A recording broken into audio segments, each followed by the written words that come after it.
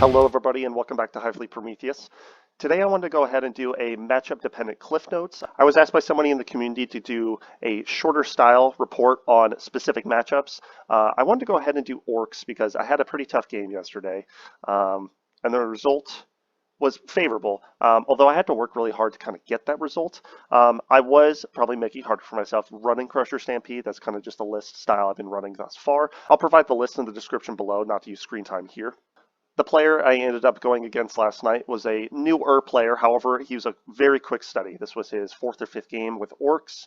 He had been constantly retuning his list more and more, and he was running a semi-green tide with a bunch of orc boys, some killicans, some Deathcoptas, and bikes. The number of bodies on the field was just immense. It was almost 85 to 100, I think. I didn't count every single one, but going against my Crusher Stampede list without the Gargoyles, I think it's only about 22 to 24 models, made it very difficult to have the volume of my attacks all kind of confer the damage I needed to remove models on the board. So I wanted to go ahead and go over to some pictures here and go through a step-by-step on turns 1 through 4. I did not have pictures for turn 5. We were wrapping up and talking about the game. So here we are in the setup for turn 1. Everything you see on the board is what he had except 2 squads of jump pack infantry, the Storm Boys that were put in reserve. I had everything on the board except my 2 Rippers and my 1 squad of Gargoyles. This is very close to my standard list. The only changes I made was I took the points from the 2 Molochs to side grade over to a Norn Assimilator that you can see semi-middle of the table here. 2 times 145 is 290, and that's the exact points for the Norn Assimilator. I knew it was kind of a risky play just because it's 1 body with a 2-up armor instead of 2 bodies with 3-up armor. He doesn't get the 4-up invuln because it's the Assimilator. And the singular purpose here, I was wondering whether or not, especially because of this deployment type, he set up this terrain, I didn't, so I just rolled with it. These are footprints, the GW style, that block line of sight, but if you're in it, then you can see in but not out unless you've cleared it and have part of your base on the other side. Made it pretty difficult for movement between his vehicles and my monsters. I had to think very carefully whether or not I wanted to throw anything to the middle into a full melee. Out on the side here behind this ruins is an Exocrine, the Maleceptor, and a Haruspex, similarly mirrored down here. Tyranid has line of sight down the middle here, this way towards the bikes and the truck, and if he was able to advance the bikes up this way, I would have shots on them. Just trying to get my angles correct here. I did have my 3 Neurolictors outflanked, 1 touching the objective here, 1 behind the ruin so that he couldn't be seen, and then 1 just behind the footprint here so that if anything threw itself into the middle, I could try to battle shock it on my turn. I ended up getting first turn. I moved up. I got onto the objective here. He chose to overwatch. I did not know that Ludas had full rerolls on their shooting attacks if a unit was on an objective. That ended up being a little bit of a misplay there. I should have probably towed him into cover so that I got cover saves. I didn't. He could see the entirety of my model, or not touch the objective here. So I would say in the future, if somebody does have Ludas and they're also getting plunging fire to be AP2 like he was, don't full send and throw something on the objective that they can see. That was a tactical misplay on my part, but you can learn from my mistakes. Up here, I was able to advance up. I did have the Maleceptor get some shooting into some grots here, and I had the Exocrine shoot at the grots just to clear some bodies. They're OC2, and it gives him just things that he can screen with.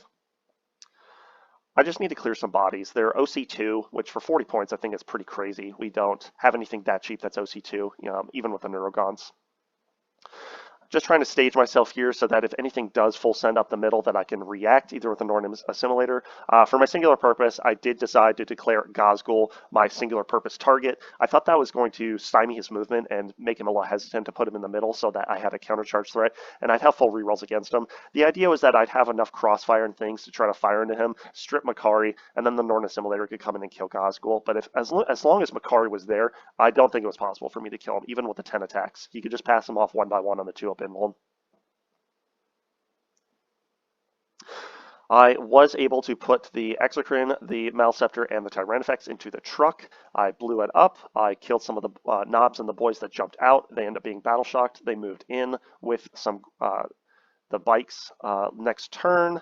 Yeah, we're jumping forward quite a bit. It did end up blowing up the battle wagon turn 2. I believe this is the end of turn 2. So the top of turn 2, I blew up the battle wagon. Tons of stuff came into the melee.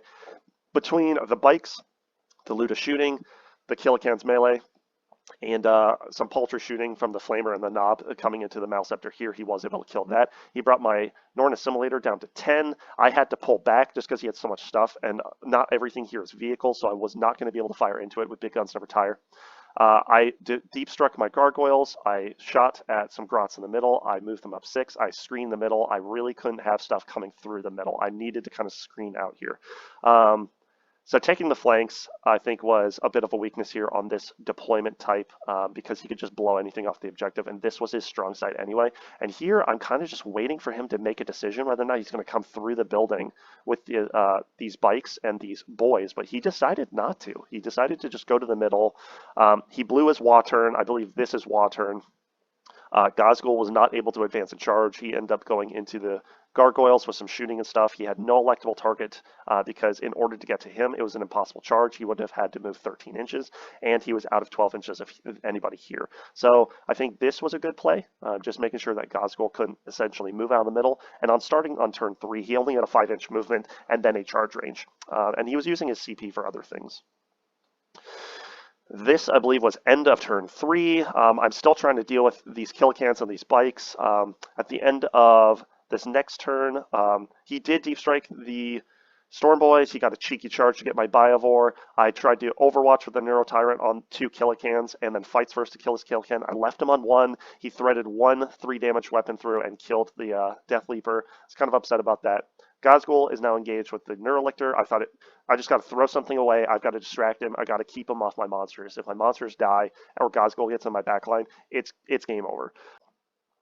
So on this preceding turn, you can't see it, but there's an Exocrine right here. The Exocrine fired in, killing the Trike here, which left this Exocrine unengaged. This Exocrine then fired into the Killicans, killing 1. The Tyranid then shot into them and killed both the remainers. I left the Norn Assimilator in shooting to deal with the 1 lone Deathcopter. He did this, now left all my monsters available to charge into the Storm Boys that consolidated in on my Biovore.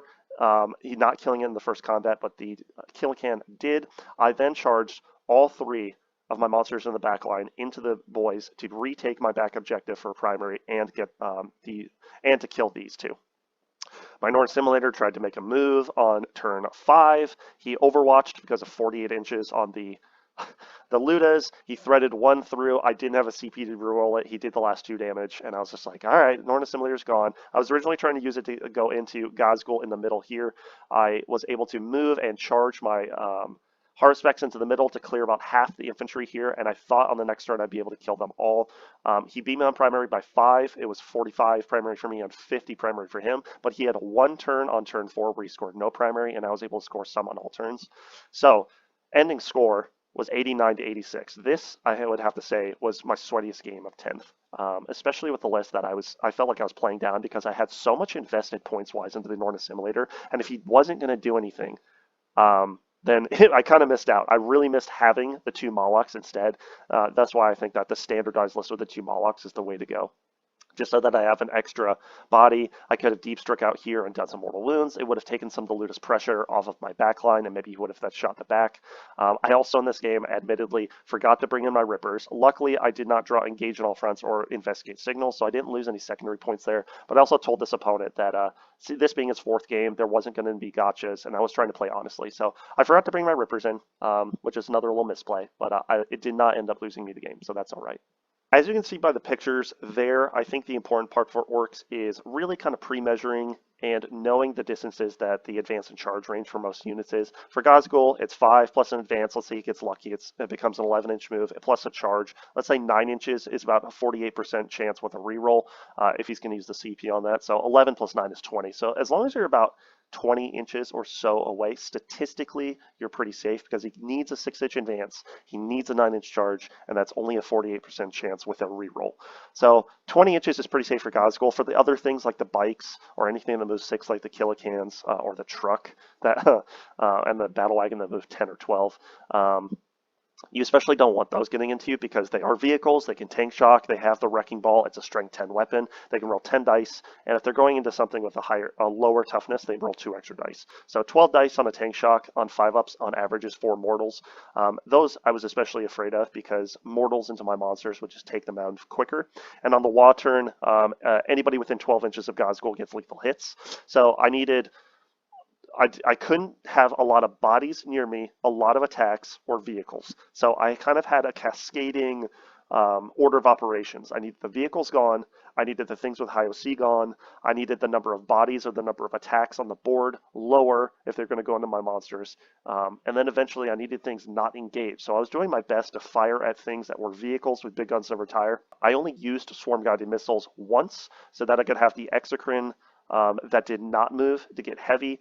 It was after proccing the Exocrine on the Killacan so that I could reroll 1s. So now I can fire into combat with symbiotic targeting, hitting on 2s, rerolling 1s. I rolled 10 shots. I blew away the Killacans. So, I mean, Tyranid lived. He killed things. He killed the truck. He killed the battle wagon. He killed the trike. So he got his points back. Positioning him as I did so that I had 3 lanes of fire, regardless of what was coming up the board, I had a good target, is imperative. If you place him in cover and then have to move him that first turn, you're losing a lot of his effectiveness already because now you have a 33% chance to miss on one shot or more.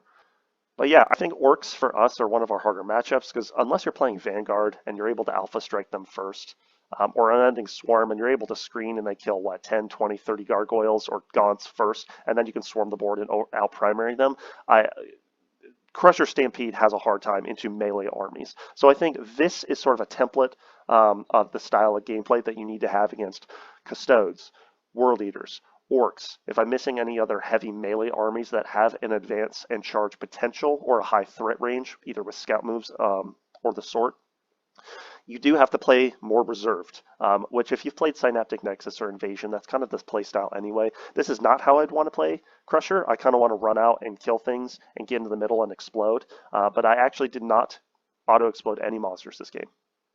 I think the only time we had a deadly demise was the Killacan in my backfield objective that dealt 1 to everybody, which allowed my Tyranid and the Exocrine to hit at +1 on turn 5. So, with that said, I hope this sort of Tyranid-dependent matchup video helps you learn something against more melee-focused armies, and I'll see you next time on Hive Prometheus.